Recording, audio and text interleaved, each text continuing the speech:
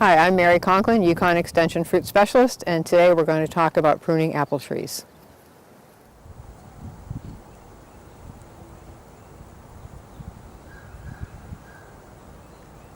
Okay, so we're going to cut off the dead wood that's on the tree. This doesn't help with the tree's health at all. There's other dead wood, broken branches that are up there, those all need to come off. When we look at what's inside, we want to make sure things are not crossing and rubbing.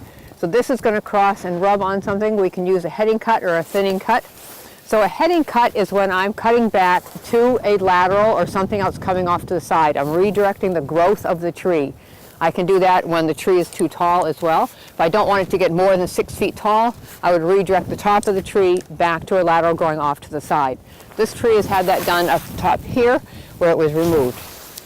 A thinning out cut is when I cut a branch back to its point of origin. So if I don't want this, I would cut it all the way back to the trunk, leaving the branch collar, which is right in here. I don't want to cut past the branch collar. And that's a thinning out cut. We use the thinning out cuts when we are trying to open up the center of the tree for more sunlight penetration, or the branches are too crowded. So those are the two major ones we use. With some of the new modern systems that are being used for training trees, we use a bevel cut. And a bevel cut is assuming this branch broke or it's too large in this area and I want to renew it. I would make a cut where I come off just by the branch collar and come out a little bit at a 45-degree angle. I would remove that branch and a new branch would pop out from under here with a latent bud, and we would do that during this dormant season. So those are the three types of cuts we would make.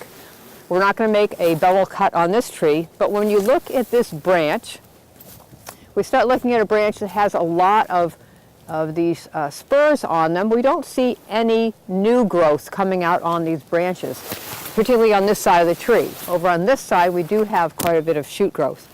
So on a tree like this, we have this shoot growth. This is growing straight up. We have to visualize what will this tree look like fully leafed out in the summertime and in the spring, and will the sunlight get down into the center of the tree. With this one growing straight up, it won't. So this is one that we would remove altogether using a thinning out cut, and that removes that. Now the sunlight can penetrate back in towards the center of the tree. This one was already broken and hanging, so we'll remove that one altogether.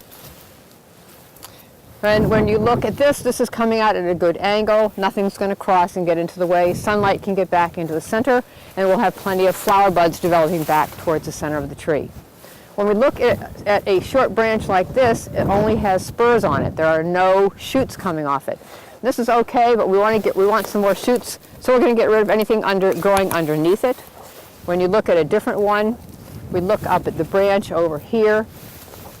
We can see that this branch going all the way along is all spurs. There's absolutely no shoot growth on it at all.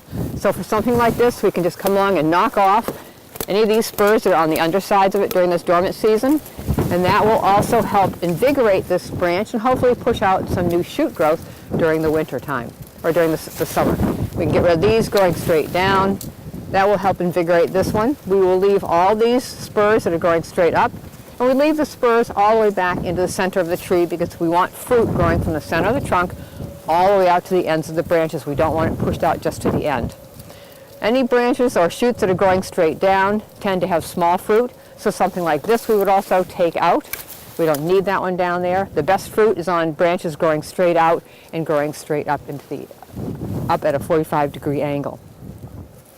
So anything that would be crossing, we don't want. There aren't very many branches on here that are crossing, although you do have this one that's coming back towards the center of the tree and going underneath. You can cause a little bit of shading.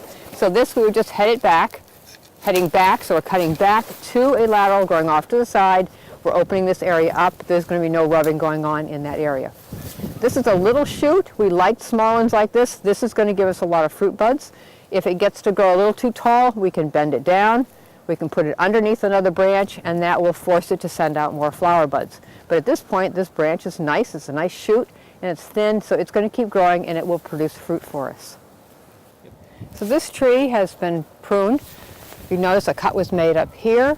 This was growing straight up and interfering with sunlight penetration back towards the center, and also taking the tree to a higher height than the grower wanted. So that's a good cut. Also notice back into the center, instead of taking out these little branches, they were kept. These shoots growing at a nice angle will then produce fruit. We want fruit all the way from the ends of the branches all the way back to the trunk. This is a little spur that was kept as well, so we keep these little shoots and we keep the spurs back into the trunk. And along the line here, there's a lot that's been removed, but a lot that is still on here. This tree will give us a good load of high quality fruit, and the sunlight will be able to penetrate all the way to the center of the tree.